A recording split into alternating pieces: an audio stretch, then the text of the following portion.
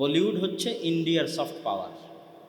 আপনি যদি হিন্দি গান শুনেন, হিন্দি মুভি দেখেন, হিন্দি বলতে ভালো লাগে, হিন্দি গান শুনতে ভালো লাগে, আপনি কোনো না কোনো অ্যাঙ্গেলে ইন্ডিয়া আপনাকে অ্যাকোয়ার করেনি, কন্ট্রোল করেনি আর্মি দিয়ে, তারপরেও আপনি তার সফট পাওয়ারে প্রভাবিত।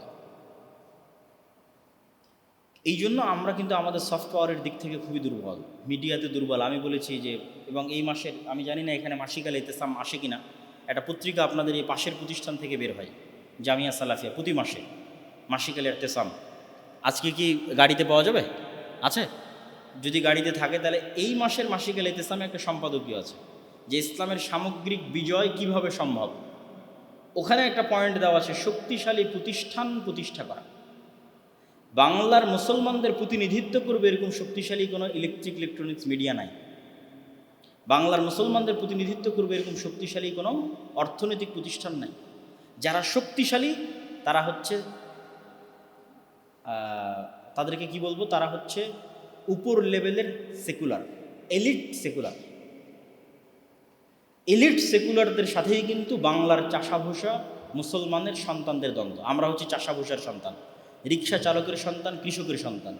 আজ যারা বৈষম্যবিরোধী ছাত্র আন্দোলনে জীবন দিয়েছে, 1700-1800 ছাত্র, সব হচ্ছে বাংলার চাষাভূষা, কৃষক, রিক্সা চালক, ভ্যান চালকের সন্তান। এরা হচ্ছে বাংলাদেশের প্রকৃত চেহারা এবং আসল চেহারা। কিন্তু এদেরকে, এই দেশেরই যারা এলিট সেকুলার আছে, এই সমস্ত মুসলমানদের সন্তানদেরকে এরা নিম্ন পদস্থ মনে করে। একই চিন্তা ভাবনা কলকাতার দাদা বাবুদের ছিল, ওইটার সাথেই কিন্তু আমাদের ফাইট। কিন্তু আমাদের কিন্তু সেই লেভেলের কোনো মিডিয়া নাই, শক্তিশালী প্রতিষ্ঠান নাই। এগুলো নিয়েও আমাদেরকে চিন্তা করতে হবে এবং কাজ করতে হবে। আমি আমার বক্তব্য দীর্ঘায়িত করব না। বক্তব্যের শেষে আপনাদেরকে একটা ছোট্ট কনফারেন্সের দাওয়াত দিব আগামী বৃহস্পতি এবং শুক্রবার।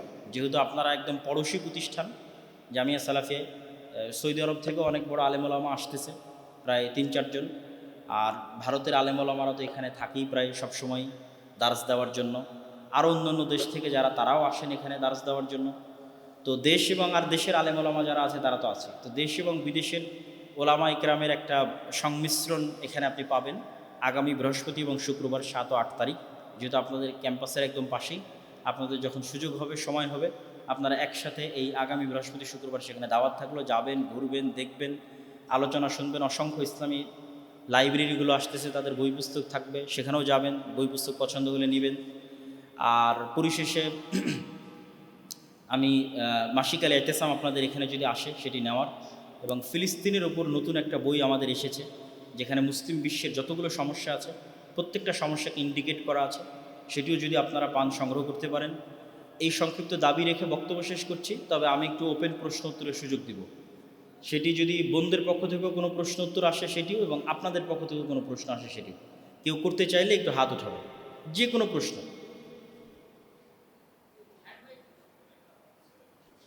হ্যান্ড মাইক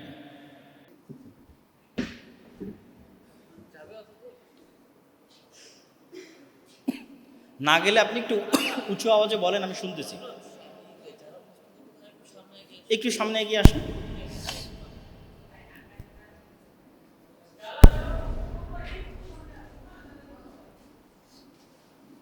একটু হ্যালো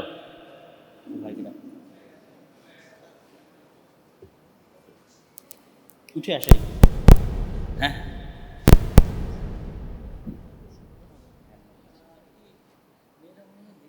তাহলে যে কোনো একটা ব্যবস্থা তাহলে করে দেয়, হ্যান্ড মাইক হোক অথবা লিখিত হোক।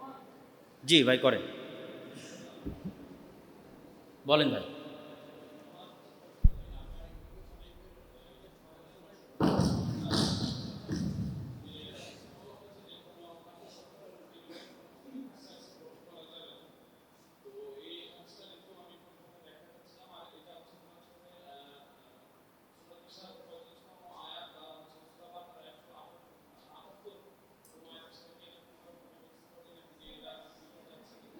কাদের থেকে কেসাস নেওয়া যাবে না?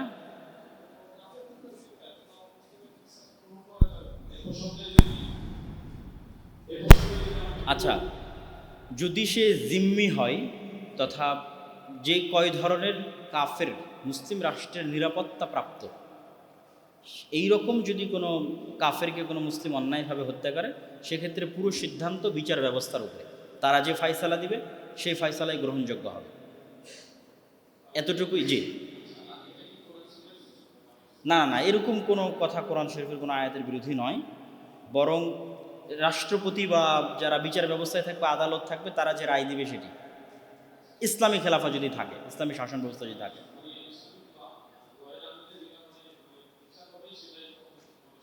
সেটি কার্যকর করতে।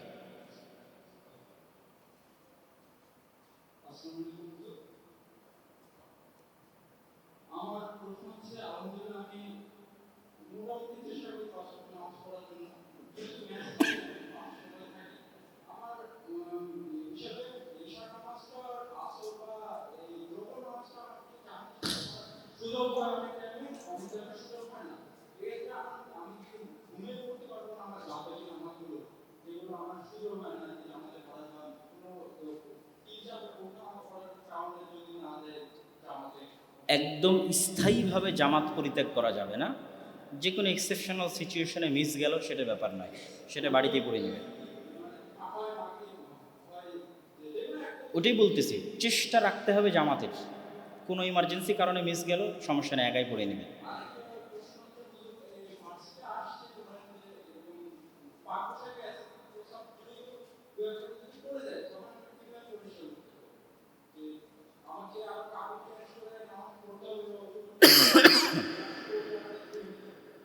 সালাতের সময় অতিক্রম হয়ে যাচ্ছে, এখন কোনো পরিবেশ পরিস্থিতি নাই, সেক্ষেত্রে সালাতে আদায় করতে হবে। সেক্ষেত্রে হাতের কিন্তু পানি আপনি নিয়ে অজু শেষে লজ্জাস্থানের দিকে ছিটিয়ে দেবেন, এবং এটির দ্বারাই আপনার মনের ওয়াসওয়াসা দূর হয়ে যাবে। জাযাকাল্লাহ খাইর।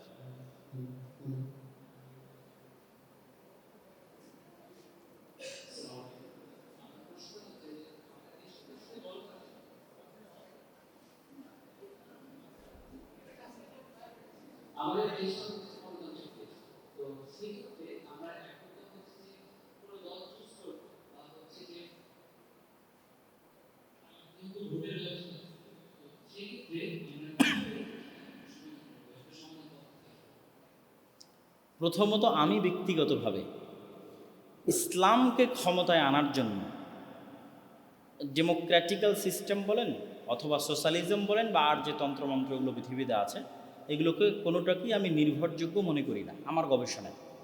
এবং দীর্ঘ 100 বছর পার হয়ে গেছে খেলাফত সিস্টেম চলে যাওয়ার। 100 বছর এনাফ একটা জিনিসকে পরীক্ষা করার জন্য।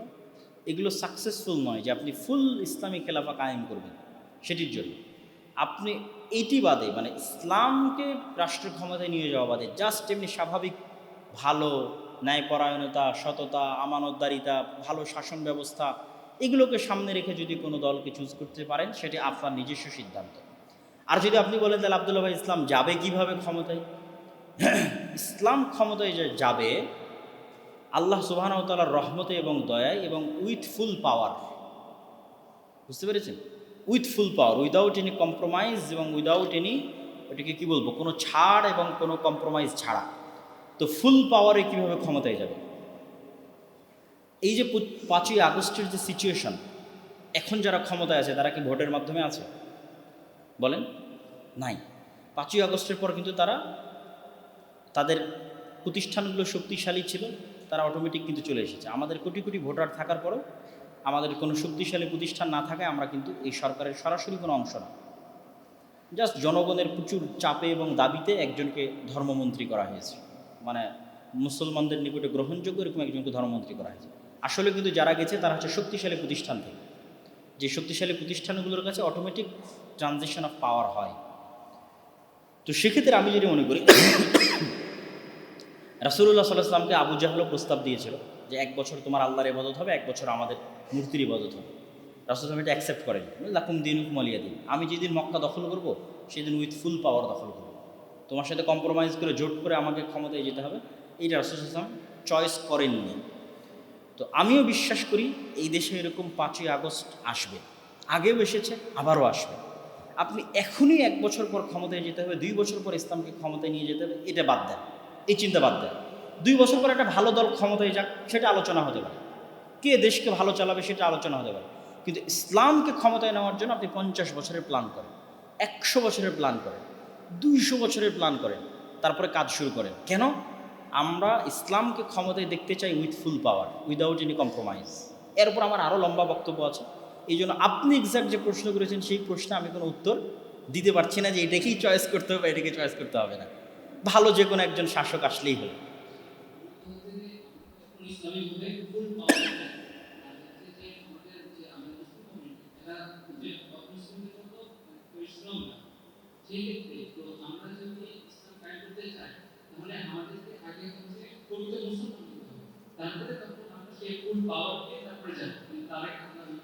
জি না, ঠিক।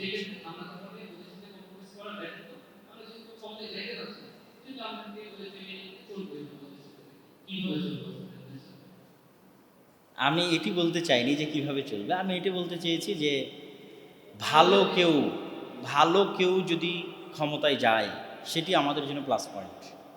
সেটা যে কোনো অ্যাঙ্গেল বা যে কোনো লেভেল থেকে আসতে পারে। যেমন এখনকার যারা ক্ষমতায় আছে আমরা তাদের কিন্তু সাপোর্ট করতেছি, কেননা আমাদের দেশে এখনই আপনি ফুল ইসলামিক শাসন কায়েম করবেন তার জন্য জনগণও প্রস্তুত না। জনগণের এই গ্রাউন্ড লেভেলটা তৈরি করতে আপনাকে ব্যাপক দাওয়াতি কাজ করতে হবে, জনগণের মাইন্ড সেট আপ তৈরি করতে। এই জন্য আমি বলেছি 50-100 বছরের প্ল্যান নিতে হবে, ব্যাপক দাওয়াতি কাজ লাগবে। এখনও যদি আল্লাহ এখানে কোনো নবী পাঠাতো, যেহেতু আর কোনো নবী আসবেন না, এখনও যদি আল্লাহ কোনো নবী পাঠাতো তাকে আল্লাহ এই কাজই দিত যে তুমি দাওয়াতি কাজ করো, তুমি ডক্টর ইউনূসের কাছে যাও দাওয়াত দাও, বড় বড় নেতাদের কাছে যাও দাওয়াত দাও। আমাদেরকে ব্যাপক দাওয়াতি কাজ করতে হবে, কারণ আমার গ্রাউন্ড কিন্তু প্রস্তুত না। গ্রাউন্ড প্রস্তুত হলে তো 5ই আগস্টে আপনি দেখবেন যত ছাত্র জনতার অংশগ্রহণ আছে তাদের ফ্যামিলি ব্যাকগ্রাউন্ড দেখবেন ইসলামিক, বেশিরভাগ 80% প্লাস। আবারও আপনি যাচাই করতে পারেন, কিন্তু তারপরেও কিন্তু ইসলাম ক্ষমতায় আসে, কেন ওই গ্রাউন্ডটাই নাই। কেউ যে এখানে এসে দাঁড়িয়ে বলবে যে আমি এখানে ইসলাম প্রতিষ্ঠা করতে চাই, এই গ্রাউন্ডটা এখনও তৈরি হয়নি। এই গ্রাউন্ডটা তৈরি করার জন্য আমাদের ব্যাপক দাওয়াতি কাজ করতে হবে। তার বাইরে যে কোনো সৎ শাসক আমাদের কাছে আসলে আলহামদুলিল্লাহ। জি, জাযাকাল্লাহ খায়র। আরও কথা থাকলে পার্সোনালি বলা যাবে।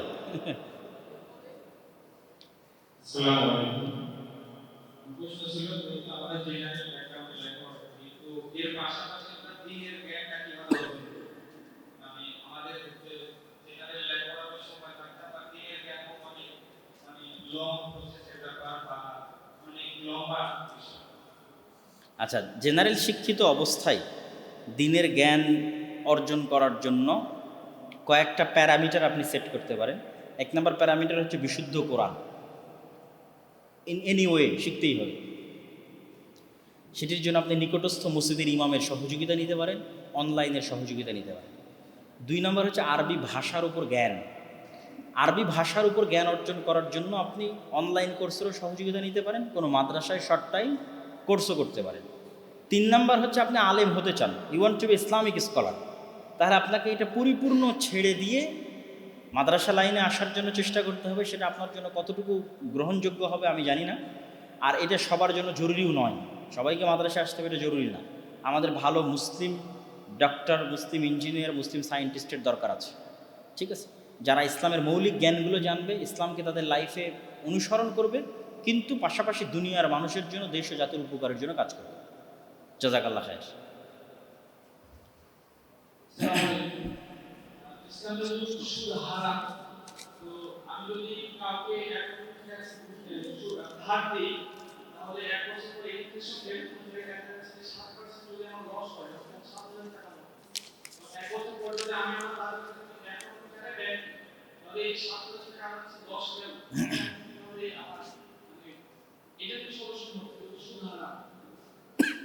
কোন সুদ?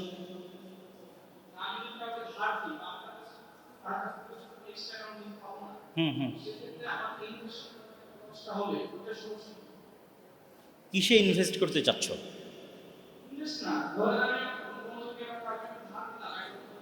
আচ্ছা আচ্ছা আচ্ছা, বুঝতে পেরেছি। ওমাই ইউকরিদুল্লাহ কারজান হাসানা, আল্লাহ সুবহানাহু ওয়া তাআলা সাধারণ যে কোনো মুসলিমের বিপদে, আমি কিন্তু বলেছি বিপদে, একটু 1 মিনিট সাইলেন্ট প্লিজ, যে বিলাসী পণ্য ক্রয়ে সুদি লেন তো বহু দূরের কথা, স্বাভাবিক কর্জ নেওয়ারও ধারে কাছে ইসলাম নাই। ইসলাম হচ্ছে অল্পে তুষ্টিতে বিশ্বাস করে, ঋণ বিমুখতাকে বিশ্বাস করে। ঋণ বিমুখতা কেন? ঋণ বিমুখ থাকলে ইনার স্বাধীনতা থাকে, ইনার পিস। আপনি আজকে ঋণ নিলে পরের দিন পরিশোধ করতে পারবেন না, মিথ্যা বলতে হবে। ছেলেকে দিয়ে মিথ্যা বলাতে হবে যে বাবা বাড়িতে নাই, তারপরের দিন আপনি ঋণ পরিশোধ করার জন্য চুরি করবেন, তারপরের দিন ডাকাতি করবেন, তাহলে আপনার কি হলো? ইনার পিস ধ্বংস হলো, স্বাধীনতা ধ্বংস হলো, আপনার সেলফ রেসপেক্ট ধ্বংস হলো। এই জন্য ইসলাম চায় না যে মানুষ ন্যূনতম কর্জে হাসানাও না নিক। মরে যাচ্ছে, বিপদে পড়তেছে, তখন নিবে, সেটা আলাদা কথা। তো ওই মরে যাচ্ছে, বিপদে পড়েছে, তখন যে লোনটা দেওয়া হয় কর্জে হাসানা, সেটিকে আল্লাহ বলেছে আমা ইউকরিদুল্লাহ করজান হাসানা। এই কর্জটা তুমি আল্লাহকে দিলা। এই কর্জটা আমরা কাকে দিলাম? আল্লাহকে দিলাম। এর চেয়ে বড় কথা আর আছে? এর চেয়ে বড় কথা নেই। তাহলে বিপদে পড়া কোনো বন্ধুকে যখন আপনি কর্জ দিবেন, তখন মনে করবেন কাকে দিলেন? আল্লাহকে দিলেন। চেষ্টা করবেন আদায় হওয়ার, না হলে আল্লাহ সুবহানাহু ওয়া তাআলার প্রতিদান আপনাকে দিবে। জি, পরের জন। আচ্ছা, তার আগে একটু 1 মিনিট, বোনদের পক্ষ থেকে কিছু প্রশ্ন আসছে। ইচ্ছাকৃতভাবে বা শয়তানের প্ররোচনায় পড়ে নামাজ কাজা বা বাদ পড়লে পুনরায় তা আদায় করলে নামাজ কবুল হয় কিনা? অবশ্যই কবুল হয়। নামাজ কাজা হওয়ার সিস্টেম আছে, মনে থাকতে হবে যে আমি কতটুকু কাজা করেছি। মহান আল্লাহর প্রতি পরিপূর্ণ ঈমান তাকওয়া কিভাবে আনবো, নিজের অতিরিক্ত চাহিদা কিভাবে কমিয়ে অল্পে সন্তুষ্ট থাকবো, এই দুইটা বিষয় সম্পর্কে একটু বলতেন। এটিও আমাদের বোনদের পক্ষ থেকে প্রশ্ন, যে অল্পে সন্তুষ্ট থাকা এবং নিজের অতিরিক্ত চাহিদা কমিয়ে আনা এবং আল্লাহর প্রতি ঈমান তাকওয়া। আমি মনে করি যে কোরআন আমাদেরকে যেই সেন্সে দিনের দাওয়াত দেয়, ওই সেন্সে আমরা দায়ীরাও দিনের দাওয়াত দিতে পারি। মানুষের সাইকোলজির সাথে সবচেয়ে মিলে কোরআন। আপনি কোরআন পড়া শুরু করেন অনুবাদ এবং অর্থসহ, দেখবেন আপনি যখন যে সিচুয়েশনে আছেন, মনে হবে আল্লাহ আপনাকে ওই সিচুয়েশন বিষয়ে দিক নির্দেশনা দিচ্ছে। আপনি ফ্রাস্ট্রেটেড, হতাশ অবস্থায় আছেন, তখন কোরআন পড়েন। খুব দুঃখ ভারাক্রান্ত হৃদয় আছেন, তখন কোরআন পড়েন। যখন মনে অতিরিক্ত চাহিদা কাজ করছে, তখন কোরআন পড়েন। প্রত্যেকটা সময় আপনি কোরআন থেকে আপনার জন্য দিক নির্দেশনা পাবেন এবং খুবই ইফেক্টিভ, খুব প্রভাব বিস্তারকারী দিক নির্দেশনা পাবেন। দ্বিতীয় যেটি আপনি করতে পারেন সেটি হচ্ছে, দুনিয়া যে ক্ষণস্থায়ী, সেটির বিষয়ে নিজের বিশ্বাসকে স্ট্রং করার জন্য বিভিন্ন মানুষের মৃত্যুতে, জানাজাতে, কবর জিয়ারতে ইত্যাদিতে অংশগ্রহণ করা, মুমূর্ষ মানুষের পাশে থাকা, সেটি নিজের দাদি হোক, নানি হোক, ঠিক আছে, এইটা ফিল করার চেষ্টা করা যে আমরা পৃথিবীতে ক্ষণস্থায়ী সময়ের জন্য এসেছি, আমরা ফেরত যাব। যেটি আল্লাহ বারবার কোরআনে বলতে থাকে যে তোমাদের জন্য পরকাল হচ্ছে চিরস্থায়ী, আর পরকাল হচ্ছে তোমাদের জন্য বেশি উত্তম। তো পরকালের কথা আপনাকে মাথায় রাখতে হবে। 3 নাম্বার, এখানে আমার আম্মার একটা ছোট্ট গল্প বলতে হয় যে আমার আম্মাকে আমরা কোথাও জোরপূর্বক ঘোরাতেও নিয়ে যেতে পারি না। মানে একদম নিতান্ত প্রয়োজন ছাড়া, যে কাজের প্রয়োজন আছে সেটা ছাড়া উনি ইচ্ছাকৃতভাবে কোথাও কোনো কিছু দেখতে যায় না। যে আজকে এখানে এটা হচ্ছে, চলেন একটু, বা চলেন কক্সবাজার দেখে আসি। উনি বাংলাদেশের কোনো দৃশ্যমান যে অঞ্চলগুলো আছে উনি কোনোদিন দেখেননি এবং দেখতেও যাননি। ঠিক আছে, ওকে, শেষ করে দিচ্ছি। এই উত্তরটা দিয়ে আমরা শেষ করে দিচ্ছি। তো আমি যখন বারবার জিজ্ঞেস করি যে আপনি কেন এগুলো দেখতে যেতে চান না, মাঝে মধ্যে রাগারাগি করি, তখন আমার আম্মা এটি উত্তর দেয় যে আমি এগুলোর বিনিময়ে আল্লাহ সুবহানাহু ওয়া তাআলার কাছে জান্নাত চাই এবং আল্লাহ জান্নাতের যে ভালো জিনিস আমাকে দেখাতে পারবে। তো এই কক্সবাজার কি জান্নাতে তৈরি করা সম্ভব নয়? এর চেয়ে উত্তম জান্নাতে তৈরি করা সম্ভব। তা আপনি প্রত্যেক যে জিনিস স্যাক্রিফাইস করছেন, তার বিনিময়ে আল্লাহর কাছে প্রতিদান চাইবেন পরকালে। এইটা ছাড়া আর কোনো রাস্তা নাই নিজের অন্তরকে শান্ত করার এবং নিজের অন্তরকে প্রশান্তি দেওয়ার। একটাই রাস্তা আছে, প্রত্যেকটা স্যাক্রিফাইসের বিনিময়ে আল্লাহর কাছে চাইতে হবে, পরকালে জান্নাতে চাইতে হবে যে আল্লাহ এই জিনিসটা আমি বাদ দিলাম, নিতে পারছি না, আরেকজনের দেখতেছি তার আছে আমার নাই, আমি এটি অন্যায়ভাবে অর্জন করতে চাচ্ছি না, আপনি এটির বিনিময়ে আমাকে জান্নাত দিন এবং জান্নাতে এটি আমার জন্য ব্যবস্থা করে দিন। তো আমরা বৈঠক শেষে দোয়া পড়ি, সুবহানাকা আল্লাহুম্মা ওয়া বিহামদিকা আশহাদু আল্লা ইলাহা ইল্লা আনতা আস্তাগফিরুকা ওয়া আতুবু ইলাইক। আসসালামু আলাইকুম ওয়া রাহমাতুল্লাহি ওয়া বারাকাতুহু। এর পরের অংশে যদি আসেন, তাহলে সেটি আপনি শেরে বাংলা একে ফজলুল হকের নাম আসবে, হোসেন শহীদ সোহরাওয়ার্দীর নাম আসবে, তারপরে হচ্ছে মাওলানা ভাসানীর নাম আসবে। এটি ছিল পাকিস্তান তৈরির আন্দোলন। শেরে বাংলা একে ফজলুল হক শুরুতে কৃষক প্রজা পার্টি করতেন এবং উভয় বাংলার একমাত্র অখণ্ড বাংলার প্রথম প্রধানমন্ত্রী ছিলেন এবং তিনি প্রথম জমিদারি প্রথা বিলুপ্ত করে আমাদের যে জমির এখন আমরা মালিকানা দাবি করছি এটি তিনি ফিরিয়ে দেন। জমিদারি প্রথা বিলুপ্ত করে আমাদের নামে যে মালিকানা আমরা জমির দাবি করতেছি, সেটি তার একটা বড় অবদান আছে জমিদারি প্রথা বিলোপ করায় 2 বাংলার মানুষের জন্য। তো তিনি কিন্তু কখনই মুসলিম লীগ করতেন না। তিনি চাইতেন কি উভয় বাংলা মিলে একটা স্বাধীন বাংলাদেশ গঠন হোক, মানে কলকাতা এবং ঢাকা মিলে পাকিস্তানের সাথেও না, ভারতের সাথেও না, একটা স্বাধীন বাংলাদেশ তৈরি হোক। এই কারণে তার হোসেন শহীদ সোহরাওয়ার্দীর সাথে মিলত না, দ্বিমত ছিল।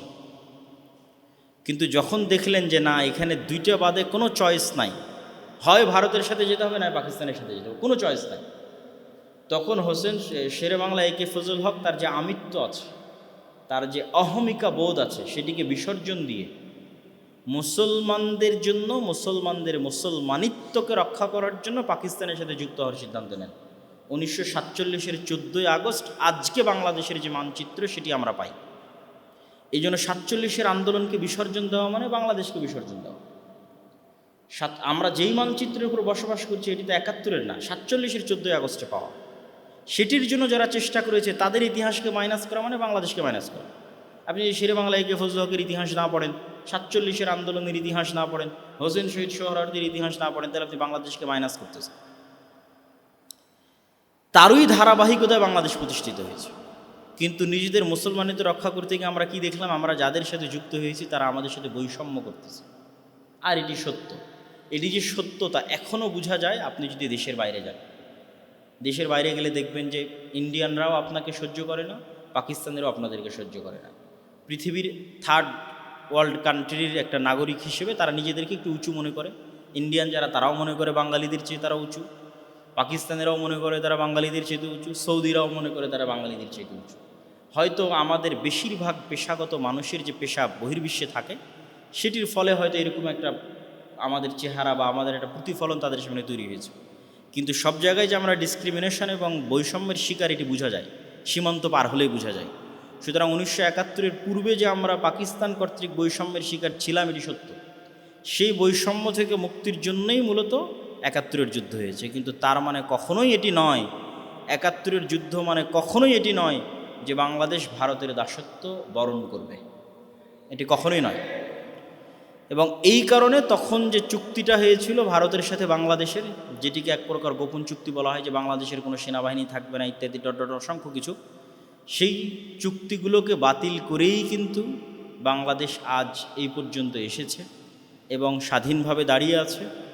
অতএব আমাদের বাংলাদেশের এই ইতিহাসকে ধারণ করতে হবে এবং বৈষম্য বিরোধী এই ছাত্র আন্দোলনকে আমি কোন দৃষ্টিকোণ থেকে দেখতাম তাই 3টে পোস্ট পড়ে আপনি স্পষ্ট হয়েছে যে প্রত্যেকটা জায়গায় আমি ইঙ্গিত করেছি যে আমাদের এই স্বাধীনতা তখনই পরিপূর্ণ স্বাধীনতায় লাভ করবে যখন আমরা স্বাধীন জাতি হিসেবে নিজের স্বাধীন মতো সিদ্ধান্ত নিতে পারব। তো এটি যদিও আমার আজকের আলোচ্য বিষয়বস্তু নয়, কিন্তু এত বিষয়গুলো কেন টানলাম? যেহেতু এই বৈষম্যবিরোধী ছাত্র আন্দোলনের সাথে বরেন্দ্র বিশ্ববিদ্যালয়ের একজন ছাত্রের মৃত্যুবরণের সম্পর্ক আছে। আল্লাহ সুবহানাহু ওয়া তাআলা তাকে শহীদ হিসেবে কবুল করুক, আল্লাহুম্মা আমিন। তো আমরা সকল বৈষম্যবিরোধী ছাত্র আন্দোলনে যারা মারা গেছে তাদের সকলের আত্মার মাগফিরাত কামনায় দোয়া করি, আল্লাহ সুবহানাহু ওয়া তাআলা তাদেরকে জান্নাতে উঁচু আসন দান করুক, আল্লাহুম্মা আমিন। এবং এই ইতিহাসকে এই দৃষ্টিকোণ থেকে ধারণ করতে হবে এবং বরেন্দ্র বিশ্ববিদ্যালয়ের ছাত্রদের প্রতিও আমার আহ্বান থাকবে, সারা বাংলাদেশের প্রতি আমার আহ্বান থাকবে, এই দৃষ্টিকোণ থেকে আপনারা ইতিহাসটিকে ধারণ করার চেষ্টা করবেন। এবার আমার সংক্ষিপ্ত যে আলোচনার যেটি বিষয়বস্তু দেওয়া আছে, যে রাসূলুল্লাহ সাল্লাল্লাহু আলাইহি ওয়াসাল্লামের জীবনী থেকে নীতি এবং নৈতিকতা বা চারিত্রিক যে শিক্ষা, আমাদের মুসলমানদের সামগ্রিকভাবে অধঃপতনের যে বড় বড় কারণগুলো আছে তার যদি